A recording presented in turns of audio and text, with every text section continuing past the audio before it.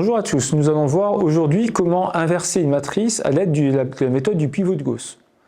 Alors je vous propose d'inverser la matrice avec que des nombres entiers. Alors c'est une matrice un petit peu particulière, mais la méthode fonctionne pour toutes les matrices, pour peu qu'elles soient inversibles évidemment. Alors, on peut évidemment utiliser la méthode du pivot de Gauss pour savoir si une matrice est inversible, ce n'est pas le principe de cette vidéo.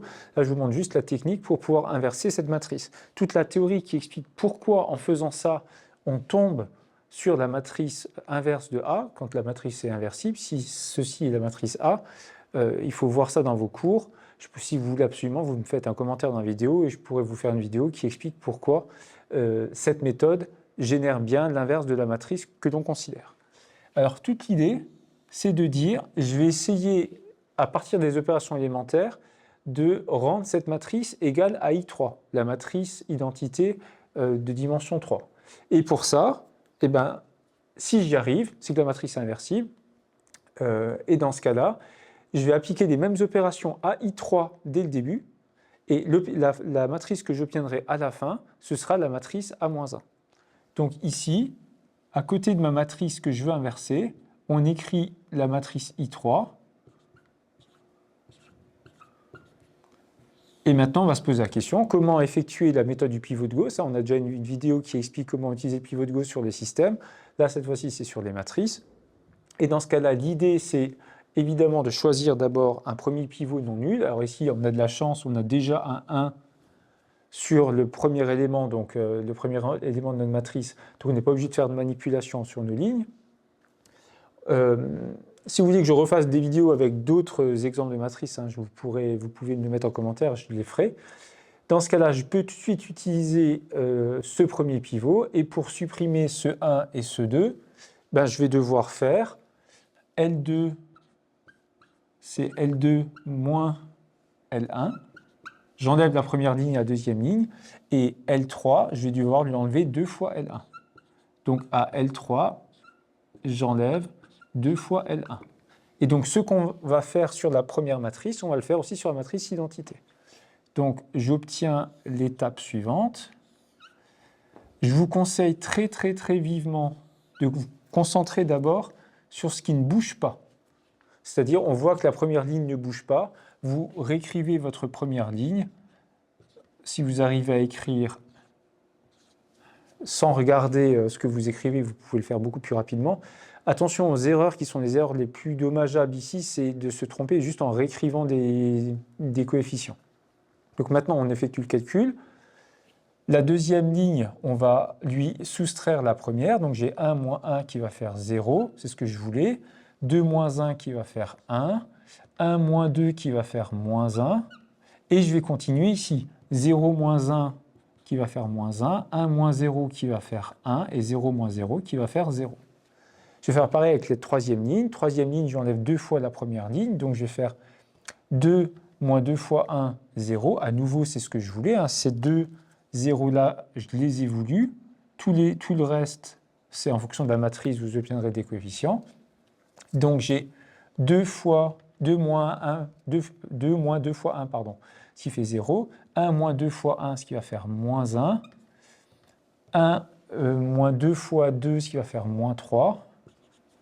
0 moins 2 fois 1 qui va faire moins 2, 0 moins 2 fois 0, 0, 1 moins 2 fois 0, 1. Et voici finalement la matrice obtenue après l'élimination des deux coefficients en dessous du pivot. Maintenant, je choisis un nouveau pivot. Mon nouveau pivot, ça va être celui-là. Et l'idée, ça va être de supprimer ces deux coefficients ici. Et pour ça, je vais pouvoir, j'ai de la chance de nouveau, j'ai un 1 comme pivot, on va voir que ça ne va pas continuer par la suite, c'est pour ça que je me permets d'avoir une matrice sans qu'il y ait trop de calculs, sans qu'il y ait trop de fractions qui apparaissent, parce que toutes les opérations nécessaires vont apparaître au moins une fois. Et donc ici, je vais pouvoir dire, à L1, je vais lui enlever L2, L1 c'est L1 moins L2, et à L3, je vais lui rajouter L2. Donc L3, c'est L3 plus L2. Et de nouveau, je refais ça sur les deux matrices. De nouveau, si on suit le conseil, si on va rester concentré sur la ligne qui ne bouge pas, c'est la deuxième. Donc la deuxième, je la réécris. 1, moins 1, moins 1, 1, 0. Maintenant, je me concentre sur les opérations. À L1, je vais enlever L2. Donc j'ai 1 moins 0 qui va rester à 1. 1 moins 1 qui va bien faire 0. C'est celui que je voulais. Hein. Je vais le repasser en rouge. Normalement, ici, je dois avoir un 0 aussi. Donc je fais L1 moins L2, j'ai 0. 2 moins moins 1, attention au signe, 3. 1 moins moins 1, 2. 0 moins 1, moins 1. 0 moins 0, 0. Maintenant je vais faire L3 plus L2, donc 0 plus 0, 0. Celui-là ne bouge pas. Moins 1 plus 1, j'ai bien 0, hein, comme je le voulais. Donc maintenant je peux le mettre. J'ai ensuite moins 3 plus moins 1, qui va faire moins 4. Et là, vous voyez que je ne tombe pas sur un 1 comme avant. Hein. Et ensuite, je continue. Donc, je dois faire cette ligne plus cette ligne. Donc, moins 2 plus moins 1, moins 3. 0 plus 1, 1. 1 plus 0, 1. Et maintenant, mon nouveau pivot, c'est moins 4. Et donc, je vais devoir diviser toute ma ligne par moins 4. Donc, j'ai L3 qui vaut moins un quart de L3. Donc je divise toute ma troisième ligne par moins 4. Et dans ce cas-là, je vais obtenir 1, je réécris tout, hein, tout ce qui est comme avant, 0, 1, moins 1. J'ai mon trait de séparation avec, vous n'êtes pas obligé de le faire en rouge, là je le fais en rouge juste pour que ça apparaisse. 2, moins 1, 0, moins 1, 1, 0. Et maintenant, pour la troisième ligne, je vais tout diviser par moins 4, et donc j'ai 0, 0, et là je suis content, c'est ce que je voulais, je vais obtenir mon pivot qui vaut 1. Donc je divise tout par moins 4, ce qui va me faire 3 quarts, moins 1 quart, et moins 1 quart. Et maintenant, je vais pouvoir utiliser mon dernier pivot pour enlever ce coefficient, et ce coefficient, quand je dis enlever, c'est l'annuler. Donc, comment l'annuler? Ici, il suffit que je rajoute une fois la troisième ligne. Donc à L2, je vais rajouter L3. Et ensuite, à L1, il faut que j'enlève 3 fois L3 cette fois-ci. L1, c'est L1 moins 3 fois L3. Alors ici, j'ai commencé par écrire L2, mais j'aurais très bien pu commencer par écrire L1, il n'y a pas d'obligation. C'est mieux de commencer toujours par les premières lignes, comme ça, tout le monde s'y retrouve plus facilement. Donc je dois faire encore cette dernière opération. Et donc maintenant, je vais obtenir, a priori, je reprends tout ce qui ne bouge pas, la troisième ligne ne bouge pas, donc j'ai 0, 0, 1, toujours ma matrice à côté. La troisième ligne ne va pas bouger, donc j'ai 3 quarts, moins 1 quart et moins 1 quart. J'écris juste le trait de fraction en biais pour que ça prenne moins de place. Et maintenant, il faut que je m'occupe de mes différentes... de mes deux premières lignes. Donc j'ai L1, je vais faire L1 moins 3, L3. Donc je fais cette ligne moins 3 fois celle-là. Donc 1 moins 3 fois 0, 1, ce que j'avais commencé à écrire avant. 0 moins 3 fois 0, 0. 3 fois 3 moins 3 fois 1, 0. Je suis content, j'ai obtenu la ligne que je voulais.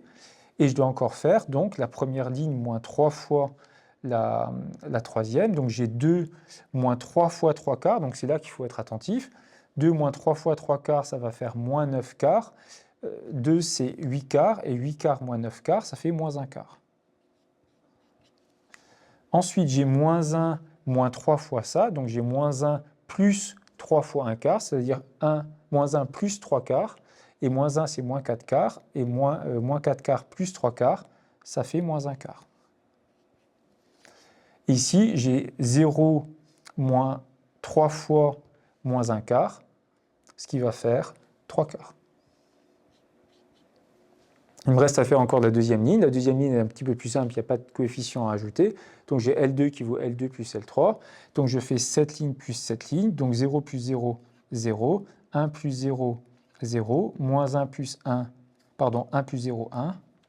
Moins 1 plus 1, 0.